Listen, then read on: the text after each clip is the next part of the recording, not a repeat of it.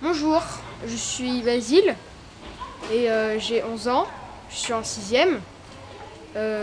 J'ai un frère et plus tard j'aimerais être dessinateur.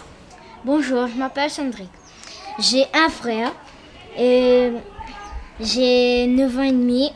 Quand je serai plus grand, je voudrais faire boulanger.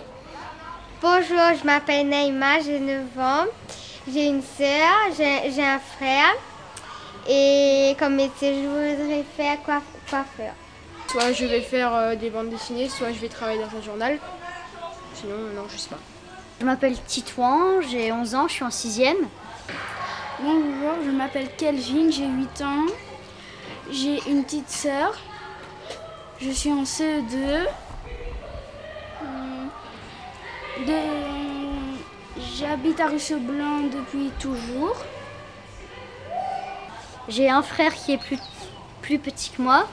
Plus tard, je sais pas ce que je voudrais faire. Comme sport, je fais du handball et de l'athlétisme. Et quand je serai grand, j'aimerais faire comme métier pilote d'avion. Bonjour, je m'appelle Jutkel et j'ai 11 ans. Je suis au collège et j'aimerais faire pêcheur.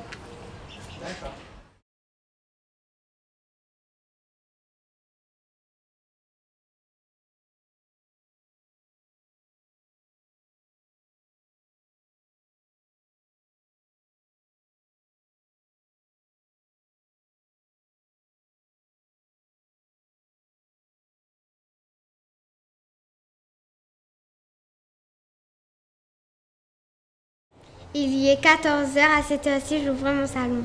Ah, tu as un salon? Oui, un salon de coiffure. Depuis combien de temps tu avais ton salon? Je m'appelle Véronique, ça fait 20 ans que je travaille au Ruisseau-Blanc. J'habite à Saint-Bernard, j'ai habité en métropole, j'ai travaillé à Saint-Denis et après je suis revenue à Saint-Bernard, mais je travaille au Ruisseau-Blanc. Enfant, je voulais être secrétaire ou infirmière. J'avais ma belle-sœur qui partait souvent chez son ami coiffeur et je partais avec elle. Et c'est là c'est venu ma passion pour la coiffure. La coiffure, c'est toujours être à l'écoute de la cliente, des clients, c'est leur faire beau, belle. C'est pour ça qu'on dit toujours la coiffeuse est un peu comme le docteur parce que les clients ils vous confient toujours leurs petits secrets. Oui, je me souviens, pendant ma pause déjeuner, j'allais me faire couper des cheveux chez le coiffeur. Ta pause de quoi? Je tenais une boufferie.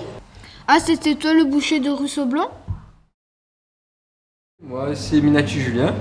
Je suis apprenti boucher pour l'instant.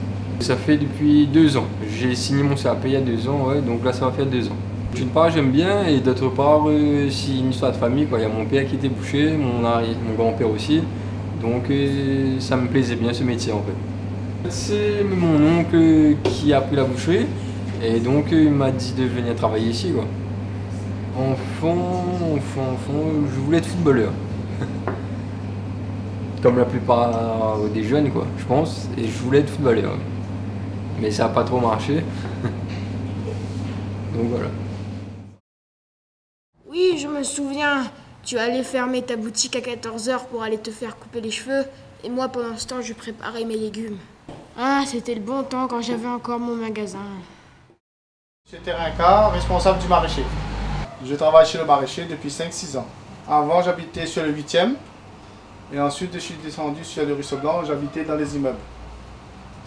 Ah, enfant, je voulais être facteur et pompier. J'ai tout raté. Non, je ne sais pas pourquoi cela s'appelle Ruisseau-Blanc, ce quartier. Et toi, Titouan, tu faisais quoi? Moi, je tenais une boulangerie.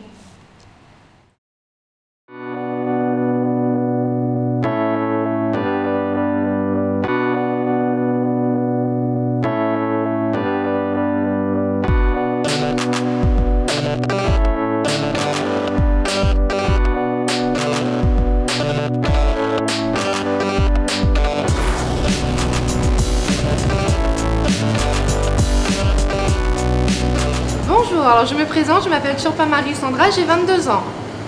Alors je travaille ici depuis 2 ans. Ça fait 22 ans que j'habite ici, oui. Tiens, je vais me promener, je vais à mon ancien travail. C'était quoi ton ancien travail? Je suis l'ancien pharmacien du Ruisseau Blanc. Là, je me présente, je suis Coréive, pharmacien d'officine, parce qu'il y a plusieurs types de pharmaciens. Je suis installé depuis 1991, donc ça fait plus de 20 ans. Moi, je viens de Sillaos. Enfant, je voulais être pilote d'avion. Ben voilà. Donc les différents types de pharmaciens, donc on peut trouver des pharmaciens d'officine, c'est-à-dire l'officine, c'est la pharmacie. Ensuite, on peut trouver des pharmaciens qui travaillent dans les hôpitaux, des pharmaciens qui travaillent dans les industries, des pharmaciens qui travaillent dans des laboratoires. Et ben voilà, les différents types de pharmaciens. C'est la rivière qui coule juste à côté de la pharmacie.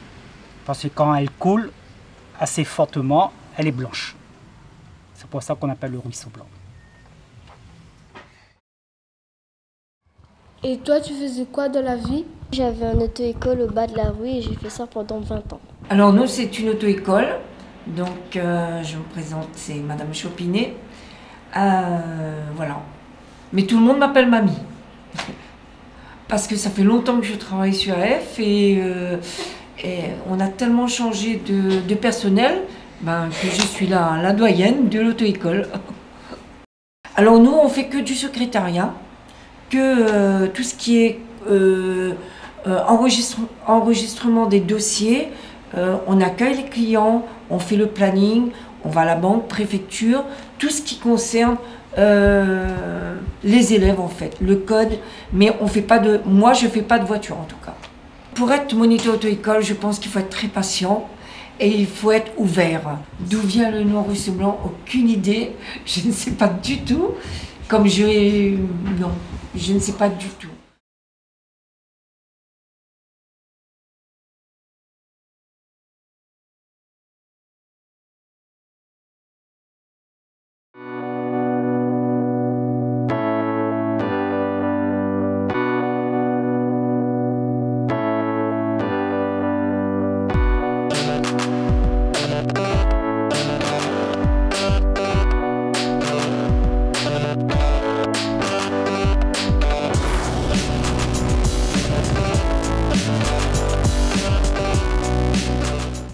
Je suis né là où je suis là, j'ai grandi là même. J'étais plombier. J'étais plombier, j'ai fait 37 ans de plomberie. Je travaillais avant de rentrer ouvrier, moi j'étais jardinier. J'ai travaillé 7 ans jardinier, depuis à l'âge de 11 ans de travail. Quand on a commencé à rentrer dans l'entreprise, moi j'étais manuel plombier. Et après le patron l'a vu le travail était valable, il m'a considéré comme ouvrier. Voilà, quand ouvrier plomberie. Et après, il m'a pris ma retraite. Là, je t'ai continué à occuper mon cours, j'occupe la cour. Et entretien, s'il y a quelque chose à faire, c'est moi qui fais. Ouais, c'est moi qui fais.